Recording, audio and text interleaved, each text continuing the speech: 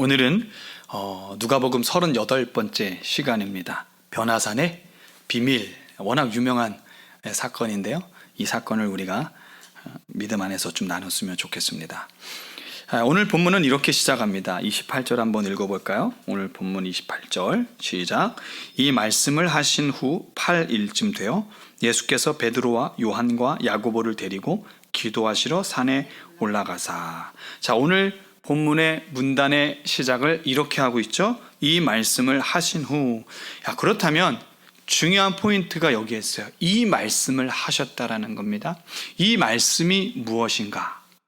이것은 오늘 변화산 사건을 이해하고 받아들이는데 아주 결정적인 배경의 단서를 제공합니다. 그것은 27절이에요. 우리 27절, 지난주 우리가 나눴던 말씀인데 27절 한번 읽어보겠습니다. 시작. 내가 참으로 너희에게 이르노니 여기 서 있는 사람 중에 죽기 전에 하나님의 나라를 볼 자들도 있느니라. 아멘.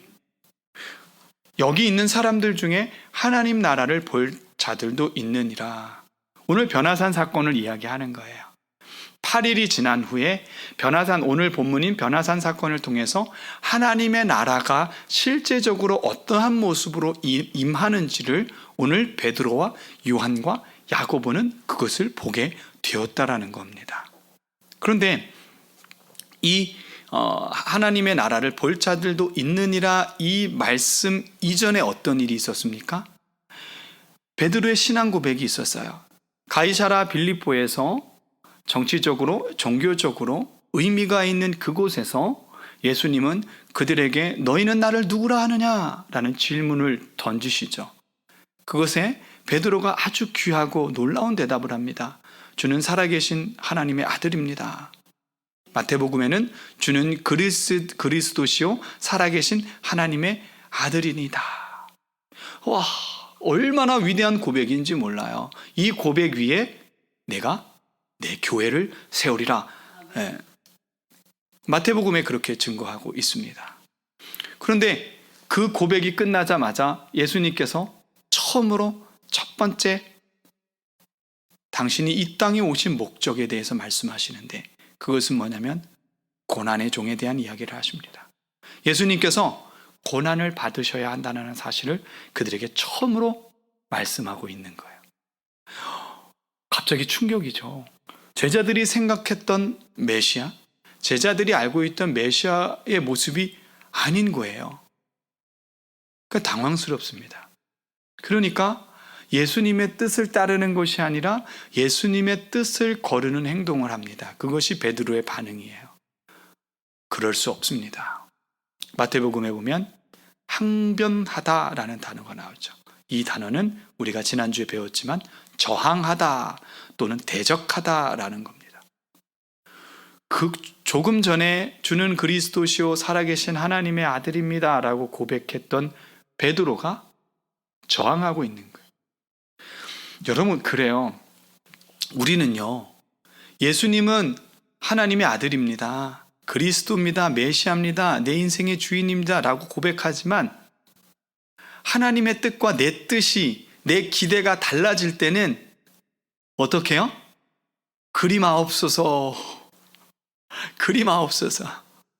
그래서 우리의 믿음은 시련이라는 저울에 달아봐야 돼요. 우리의 믿음은 고난이라는 저울에 달아봐야 돼요. 우리의 믿음은 내리막길이라는 정말 상상할 수 없는 그 길의 저울에 달아봐야 됩니다. 그래야 우리의 믿음이 진짜인지 아닌지 알 수 있는 거예요. 그러니까 예수님께서 고난에 대해서 이야기하자 자기들 생각과 다르거든요. 우리 믿음의 사람도 그런 사람들이 얼마나 많습니까? 아니, 어떻게 예수님이 고난을 받아? 말도 안 되는 얘기지. 우리도 그렇잖아요. 아니, 어떻게 예수 믿는 사람들이 못 살아? 어떻게 예수 믿는 사람들이 질병에 걸려? 어떻게 예수 믿는 사람들이 성공하지 못해? 어떻게 여기서 말하는 어떻게는 뭐예요? 자신의 생각이에요. 내가 생각할 때 이렇게 했으면 좋겠어. 하나님의 역사도 마찬가지죠. 성령의 나타나심도 마찬가지예요. 내가 생각할 때는 이렇게 했으면 좋겠어. 자신의 기대와 자신의 바람이 있는 거예요. 그런데 그것과 어긋날 때 우리들은 어떻게 반응합니까? 베드로와 똑같다는 거죠. 항변하는 거예요. 이 사건이 일어난 이후 8일이 지났습니다. 8일.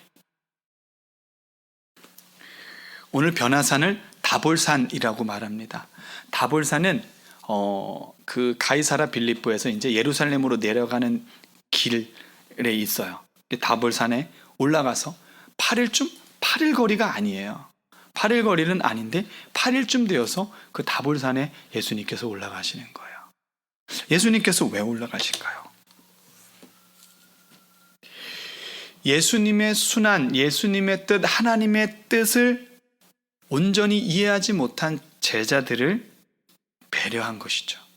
그래서 변화산 사건을 통해서 예수님의 고난을 거부하고 그 예수님의 그 고난을 이해하지 못하는 제자들에게 이 고난의 신비가 어떤 의미가 있는지 변화산의 비밀을 그들에게 가르쳐주고 있는 거예요. 여러분 8일 동안 얼마나 갈등했겠어요. 성경에는 그냥 8일 훅 간 것 같지만 분명하게 뭐라고 말씀하십니까? 2일 후에. 그냥 변화산에 갔다고 말씀하시면 되는 거 아니에요? 근데 굳이 2일 후에라고 말씀하신 이유는 이 변화산 사건이 이 8일 동안 그리고 8일 전에 그 제자들의 신앙 고백과 그리고 예수님의 고난과 그들의 의견의 충돌의 갈등을 부각시키고 있다라는 거죠. 아멘. 그래서 예수님께서는 그들을 설득시키고 그들에게 고난의 참된 의미를 가르치기 위해서 기도하러 3명의 제자를 데리고 변화산으로, 일명 다볼산으로 올라가십니다. 그 올라가서 일어났던 그 비밀을 오늘 우리가 좀 살펴보기를 원하는데요. 첫 번째 비밀은 예수님의 신적인 모습입니다. 29절 함께 읽겠습니다. 시작. 기도하실 때에 용모가 변화되고 그 옷이 휘어져 광채가 나더라. 자, 예수님께서 베드로와 요한과 야고보를 데리고 기도하러 산에 올라가셔서 언제 변화됐습니까? 기도할 때. 어떤 기도했을 것 같아요? 저는 궁금하더라고요. 예수님 무슨 기도했을까? 제가 볼 땐 이런 기도했을 것 같아요. 하나님의 뜻을 끝까지 순종할 수 있는 제가 되기를 원합니다. 제가 그것을 위해서 이곳에 오지 않았습니까? 그리고 사랑하는 저 제자들도 당신의 자녀들도 이것을 알게 하옵소서라고 기도했을 것 같아요. 왜냐하면 제가 왜 이것을 유추해 보냐면 그 뒤에 보면 이렇게 기록되어 있는데 31절에 영광 중에 나타나서 장차 예수께서 예루살렘에서 별세하실 것을 말씀하실세. 모세와 엘리야가 나타나서 같이 대화를 하는데 그 대화의 내용이 뭡니까? 예루살렘에서 별세할 거예요. 좀 표현이 별세라니까 조금 우리가 안 와닿는데 십자가에 못 박혀 죽는다는 이야기를 하고 있는 거예요. 그래서 이 근거로 제가 예수님이 어떤 기도를 했는지 좀 유추해 볼 수 있는 거죠. 그렇게 기도하더니 갑자기 제자들에게 익숙하지 않은 모습이 나타나기 시작한 거예요. 여러분, 제자들이 지금 어떤 마음이었을까요? 어떤 심정이었을까요? 제자들에게 익숙한 예수님의 모습은 어떤 모습입니까? 인간 예수예요.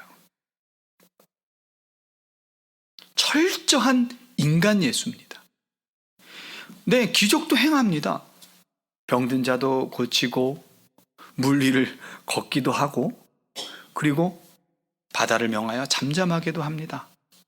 귀신을 명하여 떠나가기도 해요.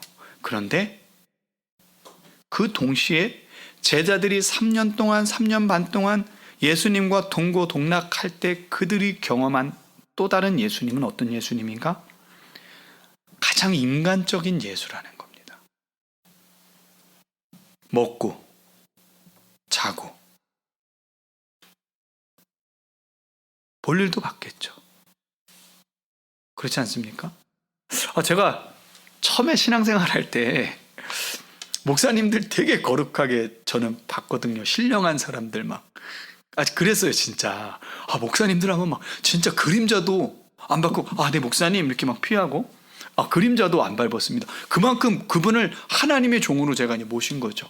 그래서 심지어는 제가 저분을 화장실도 안 가실 거야, 막 그런 생각도 좀 했던 것 같아요. 그런데 어느 날 예배 끝나고 제가 화장실에서 탁 나오는데 목사님 화장실에 들어가더라고요. 그래. 맞아. 목사님도 덩 싸지. 그런 생각을 제가 해보게 됐습니다. 여러분 한번 생각해 보십시오. 예수님의 인간 예수로 이 땅에 존재하고 제자들이 계속 먹고 마시고 볼일 보는 일까지 다 경험했다고요. 여러분 생각해 보십시오. 네? 그들이 생각하는 왕은 어떤 모습입니까? 통치자 아닙니까? 그들이 생각하는 예수님이 메시아라면 통치자 아닙니까? 고난? 죽음? 있을 수 없는 일이죠. 예? 예루살렘에 가서 이제 왕으로 등극해야죠. 그러자 예수님의 죽음을 얘기하자 이들이 마음이 흔들리기 시작하는 거예요. 그러면서 인간적인 예수가 보이기 시작하는 거죠. 여러분 신학적으로도요, 좀 자유주의 신학을 하는 사람들은요, 예수님의 신적인 모습을 다 배제해요. 예수님이 무리를 걸었다고? 아니야, 얕은 물가였고 예수님께서 그 밤에 그 해변을 걸으셨는데 그걸 보고 제자들이 깜짝 놀라갖고, 밤에 잘 안 보이니까, 사경이라는 건 제일 어둡잖아요. 그러니까 아마 그냥 걸으셨을 거야. 예수님의 신적인 것을 다 빼버리는 거예요. 다. 영적인 어떤 신적인 존재에 대한 모습을 다 빼버리는 거죠. 맞아요. 제자들도 이런 마음이 들지 않겠어요? 아니, 우리가 기대했던 예수님이 아니고 그런 갈등을 지금 8일 동안 한 거 아니겠어요? 그들 마음속에 이런 갈등이 없었겠습니까? 그러니까 인간 예수만 계속 보이는 거예요. 그러자 십자가에서 우리를 위해서 돌아가시는 예수 그리스도가 실제 어떤 모습인지 그들에게 보여주시는데, 그것은 뭡니까? 예수님은 하나님의 아들이라는 사실입니다. 아멘. 그분은 인간적인 예수, 인간의 예수지만 그분은 신적인 예수라는 사실을 그들에게 보여주고 있는 겁니다. 아마 제자들의 마음이 조금씩 예수님을 향한 신뢰를 좀 잃어버리지 않았을까? 그런 생각을 좀 해보게 돼요. 그들이 생각한 메시아의 모습과 너무나 다른 모습이니까. 그러니까 예수님의 말씀들을 이해하지 못하는 겁니다. 이때 결정적인 사건이 터지는 거예요. 바로 변화산 사건입니다. 이 신적인 모습은 예수님께서 고난받으신 후에 부활하신 모습을 보여주시기도 해요. 예수님이 고난받으신 그것이 전부가 아니라 고난받으신 이후에는 영광의 몸으로 변화되실 것을 믿습니다. 아멘. 그렇게 변화될 거예요. 그 모습을 보여주기도 해요. 그렇지만 우리가 더 오늘 말씀 속에서 기억해 보아야 할 것은, 방황하는, 흔들리는 제자들의 마음 속에 다시 한번 변화되는 예수님의 신적인 모습을 통해서 우리는 예수님이 어떤 분인지를 좀 더 깊이 기억할 필요가 있다는 겁니다. 우리가 예수님에 대해서 너무 좀 친밀함을 강조하다 보니까, 저는 친밀함을 강조하는 사람입니다. 근데 친밀함을 너무 강조하니까 되게 인간적인, 가까운, 막 그냥 예수님도 나는 너의 친구라고 했으니까, 맞아요. 그런 걸 너무 강조하니까 너무 예수님을 좀 쉽게 생각하는데, 여러분, 신적인 예수님은 어떤 존재입니까? 여러분, 고개를 들 수도 없는 거예요. 여러분이 만약에 죽고 난 후에 진짜 천국에 가서 예수님의 모습을 본다면요, 일어설 수조차 없어요. 예수님은 나의 좋은 친구니까. 감히 그렇게 할 수가 없어요. 요한계시록에 보면, 4장에 보면 24장로들이 그 예수님 앞에 엎드리잖아요. 그리고 그 면류관을 벗어 던지잖아요. 예수님은 바로 이런 분입니다. 우리가 너무 예수님의 친근함을 강조하다 보니까 예수님의 이 신적인 신비와 엄중함을 우리가 좀 잘 인식하지 못할 때가 있는데 우리는 그것을 좀 뛰어넘기를 소망합니다. 아멘. 그래서 변화산에서 예수님은 인간의 예수가 아닌 진짜 예수의 진 면목을 오늘 보여주고 있는 것입니다. 이 사건을 통해서 십자가에 매달리러 고난의 잔을 마시는 예수가 바로 하나님의 아들 신적인 예수라는 사실을 제자들에게 보여주고 있는 겁니다. 이게 예수님의 참된 모습이죠. 두 번째 변화산에서 우리가 볼 수 있는 비밀은 No cross, no crown입니다. 30절에서 31절 말씀이에요. 자, 31절 같이 읽겠습니다. 시작. 영광 중에 나타나서 장차 예수께서 예루살렘에서 별세하실 것을 말할세 베드로와 및 함께 있는 자들이 깊이 졸다가 온전히 깨어나 예수의 영광과 및 함께 선 두 사람을 보더니 할렐루야. No cross, no crown. 십자가가 없이는 crown, 영광의 관, 면류관이 없다. 자, 십자가가 없이는 부활이 없다. 십자가의 고난이 없이는 부활과 승천이 없다. 십자가가 없이는 빌립보서 2장에 있는 말씀처럼 그의 이름을 지극히 높여 모든 이름 위에 뛰어나게 하신 역사가 없다라는 사실입니다. 2007년 아프가니스탄 피랍 사건이 터졌습니다.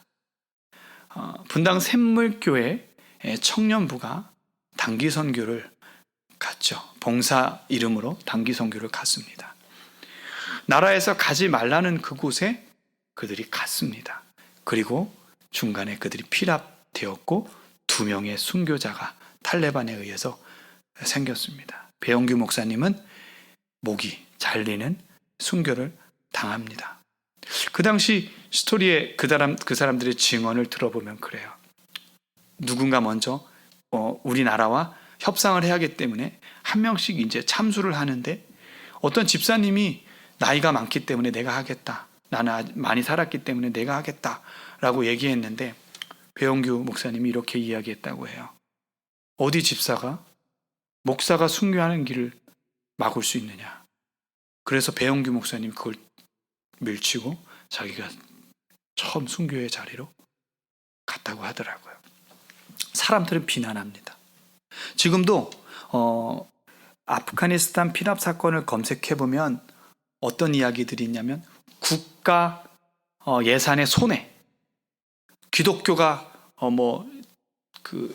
그거를 변상하라, 이런 이야기도 있고, 어떤 사람들은 기독교 역사상 한국 기독교 역사상 가장 수치스러운 역사, 이렇게 말하기도 합니다. 흑 역사라 그러죠. 흑 역사라고 보는 사람들도 너무나 많다는 거예요. 그 사람들 얼마나 비난 많이 당했는지 몰라요. 그 사람들, 피랍된 사람들 나중에 이제 협상이 돼서 우리나라 들어올 때 그 수많은 사람들이 공항에 몰려서 얼마나 비난했는지 몰라요. 좀 너무 악한 것 같아요. 잘못한 건 잘못한 거지만 살아 돌아온 그 자체만으로 얼마나 같은 국민으로서 같이 좀 기뻐해주고 울어야 되는데, 기독교 안에서도 여러 가지 시각이 있습니다. 그런데 저는 그렇게 생각하지 않습니다. 그리스도인들의 고통과 고난은 결코 패배가 아닙니다. 세상은 그렇게 생각합니다. 세상은 그들을 마치 바보인 것처럼 손가락질해요. 계속 그들을 향해서 비난합니다. 저런 바보 같은 사람들. 당연히 이해할 수가 없죠. 그런데 여러분 생각해 보십시오. 그 사람들이 왜 자기 돈 들여서 그냥 해외여행 가면 되지, 좋은 데 가면 되지, 그 위험한 곳에 갔겠어요. 어떤 사람은 학업을 중단하고 알바해서 돈 벌어서 자기 쾌락을 즐기고 자기 하고 싶은 거 물건 사는 것이 아니라 그 돈 열심히 모아서 그 영혼들 좀 찾아가 보겠다고 간 거 아닙니까?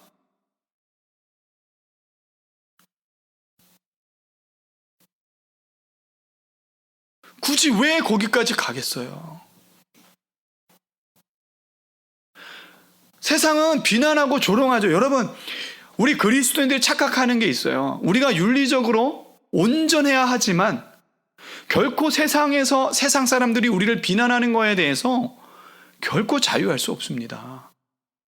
비난 대상이 우리들이에요. 아무리 우리가 잘해도 세상은 올무를 걸어서 올무를 씌워서 비난합니다. 그럴 수밖에 없어요. 사람들이 착각해요. 기독교가 참 그래 잘해야 됩니다. 그렇지만 우리가 잘한다고 해서 그들이 우리의 손 들어줄 것이라는 기대를 여러분 버려야 됩니다. 절대 그런 일이 없습니다. 여러분 한번 보십시오. 노아를 한번 보세요. 120년 동안 사람들이 비웃었다고요. 바보 아니야? 바보 아니야? 그리스도인들의 고통, 예수님의 십자가의 고난을 통해서 세상의 가치관으론 비난합니다. 조롱합니다. 바보라고. 그런데 하나님께서는 그것이 뭐라고 말한다고요? 영광이라고 말합니다. 영광이라고. 십자가의 고통, 십자가의 고난이 없으면 영광은 없습니다. 우리 그리스도인들의 문제점 중에 하나가 그거예요. 자꾸 여기서 영광을 받으려고 해요. 내가 헌신하고 내가 고생하는 거, 내가 예수님의 이름으로 수치를 당하는 거, 그거 이 땅에서 계속 영광을 얻으려고 해요. 근데 예수님께서 뭐라고 말합니까? 바리새인들을 향해서 그들은 이미 상을 받았느니라. 여러분은 하늘에서 영광 받기를 원하십니까? 이 땅에서 영광 받기를 원하십니까? 하늘에서 받는 영광은 영원한 영광이고 이 땅의 모든 영광은 잠시 그 순간만 있을 뿐 사라질 뿐입니다.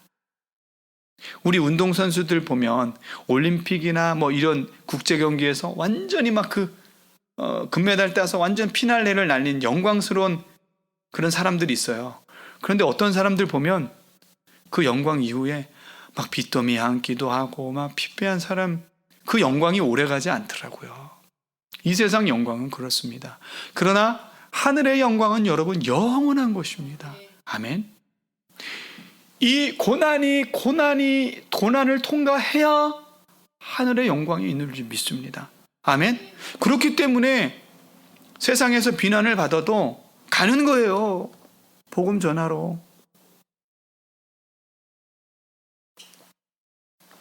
여러분, 세상의 영광을 위해서도 고난을 감내하지 않습니까? 여러분, 올림픽 선수들이 금메달을 따기 위해서 얼마나 절제합니까? 얼마나 절제하는지 몰라요. 막 식단도 막 먹고 싶은 거 먹지 않고 절제하고 시간 스케줄도 다 스케줄에 맞춰서 가고 얼마나 절제하는지 몰라요. 얼마나 고통스럽습니까? 고진감래라 그러잖아요. 세상에서, 속담에서. 응? 지금의 시간이 고통스럽지만 그것을 인내하고 참고 견뎌내면 영광의 순간이 있는 거예요. 세상의 영광도 이런데 하늘의 영광을 꿈꾸는 우리들은 너무 세상에서 편하게 살려고만 하지 않아요? 세상에서 너무 누리려고 하지 않습니까? 하나님께서 말씀하시는 누림은 우리 영혼의 누림이에요. 우리 영혼의 자유, 우리 영혼의 평안입니다. 근데 세상에서 누리려고 합니다. 고난? 그런 건 좀 고리타분한 얘기 좀 그만해요. 무슨 21세기의 고난입니까? 이렇게 발달한 사회 얼마나 누릴 것이 많은데 고난입니까? 여러분 기억하십시오. 예수님께서 변화산 사건을 통해서 모세와 엘리야와 지금 대화하시면서 결국 고난의 길을 선택하신 이유는 그 고난 뒤에 하늘의 영광이 있기 때문입니다. 아멘. 그래서 십자가 없이는 영광, 크라운이 없는 거예요. 아멘. 샘물교회 사건이 터져서 온 나라가 이 샘물교회를 막 집중 취재, 여러분 얼마나 피곤합니까? 그렇지만 그럼에도 불구하고 제가 전에 사역했던 교회 부흥회 때 박은주 목사님 모셨었는데, 목사님 간증하시는 이야기 들어보니까 끊임없이 기도했다라는 거예요. 중보기도 팀들이 계속 기도하고. 그런데요, 그 중에 불신, 믿지 않는 부모님들이 있었는데, 그 청년들의 사건을 통해서 예수님을 믿게 되고 교회가 막 부흥하기 시작하고, 나중에는 담임 목사님인 그 박은주 목사님께서 그 교회를 후임에게 주고 직접 개척까지 하는 일들이 일어난 것입니다. 이게 하늘의 영광이에요. 반드시 하나님께서는 이 고난을 통해 영광을 보여주신다는 것입니다. 아멘. 바울은 이렇게 이야기하잖아요. 바울은 고난을 영광으로 생각했습니다. 갈라디아서 6장 17절에 이렇게 말합니다. 이후로는 누구든지 나를 괴롭게 하지 말라. 내가 내 몸에 예수의 흔적을 지니고 있노라. 내 몸에 마커스, 스티그마, 예수의 흔적을 가졌노라. 바울의 자랑은 바리새파가 아니에요. 바울의 자랑은 자신의 지식과 학문과 뛰어난 언변이 아니에요. 성령의 나타나심도 아니에요. 심지어 내가 안수하니까 이런 역사가 일어났어. 내가 기도하니까 이런 역사가 일어났어. 아니에요. 바울의 고백은 뭡니까? 바울의 자랑은 뭡니까? 누구도 내 앞에서 조용히 해. 내가 그리스도의 흔적을 가졌노라. 그래서 제 호가 스티그마입니다. 스티그마. 호반의 도시, 춘천 호반의 도시, 춘천의 스티그마 유영호 목사. 이러한 마음을 갖고 싶어서, 이것이 내 영광이 되기를 바라는 마음으로, 이것이 내 자랑이 되기를 바라는 마음으로 제가 만든 거예요. 스티그마. 스티그마. 아멘. 오늘 이러한 사실이 우리의 생각, 우리의 지금 여러 가지 갈등들이 해결되는 놀라운 역사가 일어나길 소망합니다. 아멘. 여러분 한번 계시록 보십시오. 계시록에서 계속 반복하는 게 뭐예요?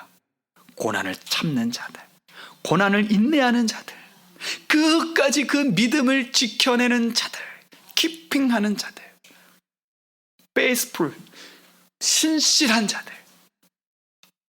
할렐루야. 우리가 그러한 사람 되기를 소망합니다. 그래서 여러분 적극적으로 고난에 동참하시길 바랍니다. 여러분이 있는 곳곳에서 여러분의 믿음을 선언하는 그 자체가 여러분을 고난의 자리로 이끌어 갈 것입니다. 그러나 기뻐하십시오. 우리에겐 성령 하나님이 함께 하십니다. 아멘. 기억합시다. No cross, no crown. 아멘. 자, 세 번째 비밀은 35절입니다. 세 번째 비밀 35절. 시작. 구름 속에서 소리가 나서 이르되 이는 나의 아들 곧 택함을 받은 자니 너희는 그의 말을 들으라 하고. 아멘. 시간이 많이 갔네요. 세 번째는 좀 짧게 끝내도록 하겠습니다. 그의 말을 들으라. 세 번째 비밀은 그의 말을 들으라. 세상의 소리가 아니라, 내 소리가 아니라, 내 가치관이 아니라 예수의 말을 들으라는 거예요. 예수님께서 내가 어떻게 하여야 하겠다, 너희는 어떻게 하라 라고 하는 그 말씀을 들으라는 거예요. 너희가 지금 고난의 문제로 인해서 갈등하고 있는데 갈등 스탑! 영광의 구름에 둘러싸인 영광의 임재 속에서, 성경에서 구름이 임하는 것은 하나님의 현현을 의미합니다. 그 하나님의 현현, 하나님의 영광, 하나님의 임재 가운데서 들리는 소리가 무엇인가? 너희는 그의 말을 들으라. 할렐루야. 그의 말을 들으라. 세상 소리에 흔들리지 말아라는 겁니다. 왔다 갔다 하지 말아라는 겁니다. 너희 안에 있는 가치와 생각들로 인하여 갈등하지 말라라는 거예요. 그의 말을 듣고 순종하라는 것은 순종하라는 하나님의 이 선언으로 말미암아 우리는 순종해야 될 줄 믿습니다. 아멘. 이 이야기는 뭐예요? 전지하라는 겁니다. 전지가 뭡니까? 농부들이 농사일을 할 때 가을 되면 봄 되면 어느 정도 이렇게 올라오면 나뭇가지를 잘라요. 나뭇가지 입장에서는 얼마나 큰 고통입니까? 잘라내니까. 이것을 우리는 전지라고 말합니다. 그런데 이 전지가 될 때 꽃이 피고 정말 맛있는 열매들이 맺혀지는 거예요. 영적인 원리도 마찬가지입니다. 그의 말을 들으라 라는 것은 전지하라는 거예요. 우리의 생각을 가지치라는 거예요. 우리의 삶의 패러다임을 가지치라는 거예요. 우리의 삶을 구별하라는 거예요. 무엇으로? 그의 말을 들으라. 말씀으로 구별하라는 겁니다. 내가 이렇게 말해도 되나? 가지쳐야죠. 전지하라는 겁니다. 내가 세상에 나와서 생활할 때 내가 이런 모임에 나가도 되나? 전지하라는 겁니다. 절제하라는 거예요. 훈련하라는 겁니다. 하나님 뭘 기뻐하실까? 예수님이 뭘 기뻐하실까? 내가 먹는 거, 입는 거, 생각하는 거, 우리가 생활하는 모든 전반적인 삶 속에서 그의 말을 주목하라는 겁니다. 어테이션 하라는 거예요. 여러분, 어테이션은 뭡니까? 좌우를 볼 수가 없어요. 어테이션은 한 곳만 바라볼 수밖에 없는 겁니다. 그의 말을 들으라.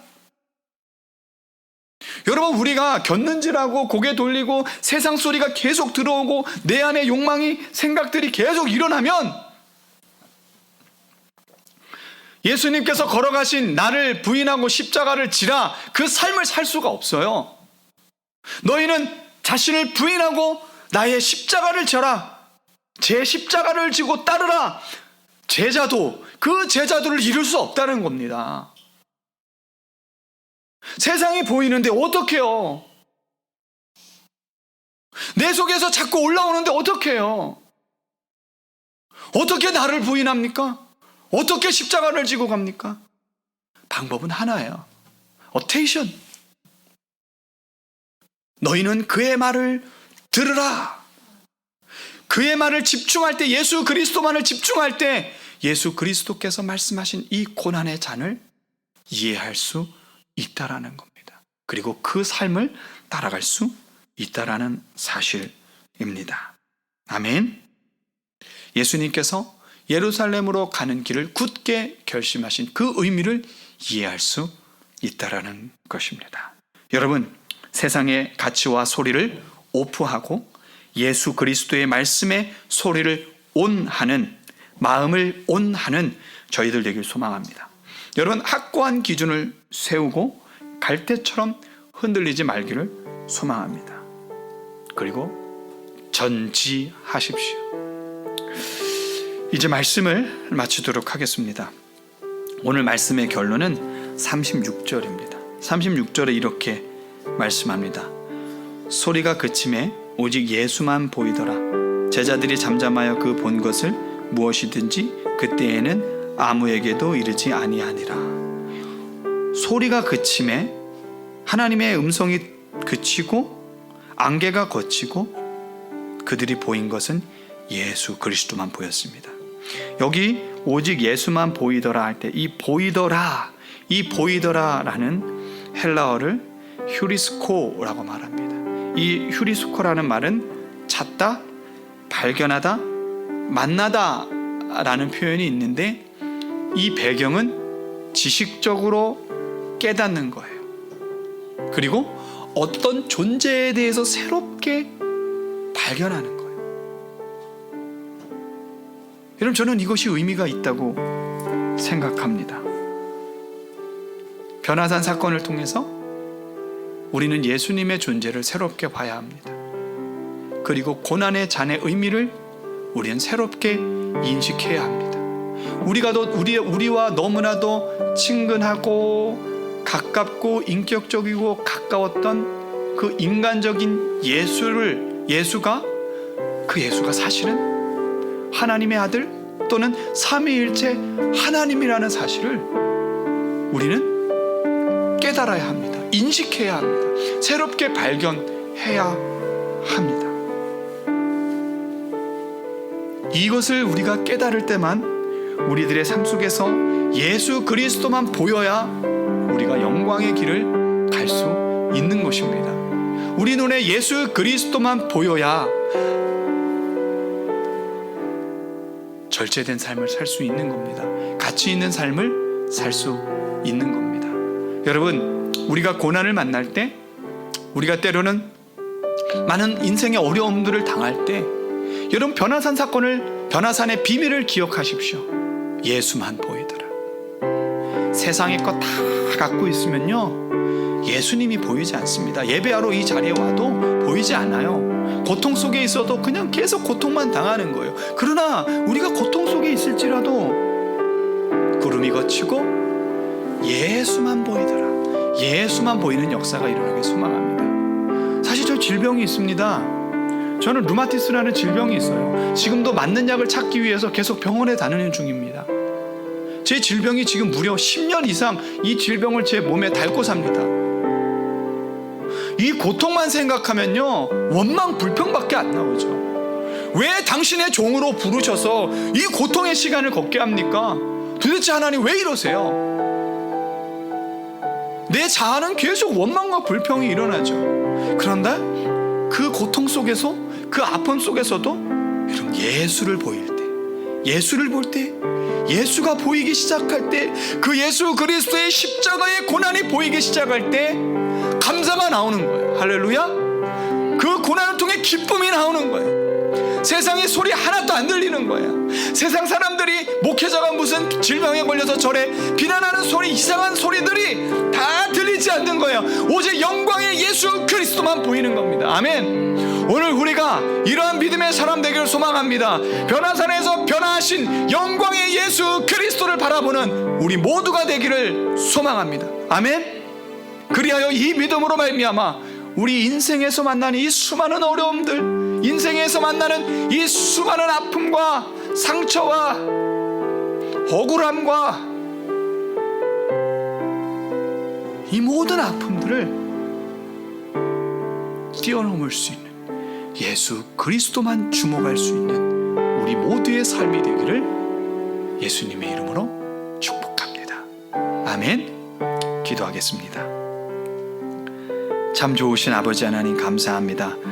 오늘 변화산 비밀을 통해서 우리는 알게 되었습니다. 예수님은 하나님의 아들, 성삼위일체 하나님이십니다. 그 하나님께서 인간의 모양으로 이 땅에 오셔서 걸어가신 길은 No cross, no crown입니다. 고난이 없이는 부활의 영광이 없는 것과 같이 하나님, 우리가 그리스도의 고난을 우리의 마음에, 우리의 삶의 흔적으로 남기는 바울의 고백이 우리의 고백 되게 하여 주옵소서. 특별히 세상의 소리에 우리가 오프하고 하나님의 말씀, 하나님께서 예수의 말을 들으라, 그의 말을 들으라, 들으라, 쉐마 이스라엘. 하나님의 말씀, 예수의 말씀을 귀 기울여 그 음성을 주목할 수 있는 저희들 되게 하여 주옵소서. 그리하여 오직 예수 그리스도만 보이는 우리들 되게 하여 주옵소서. 감사드리며 존귀하신 예수 그리스도의 이름으로 기도하옵나이다.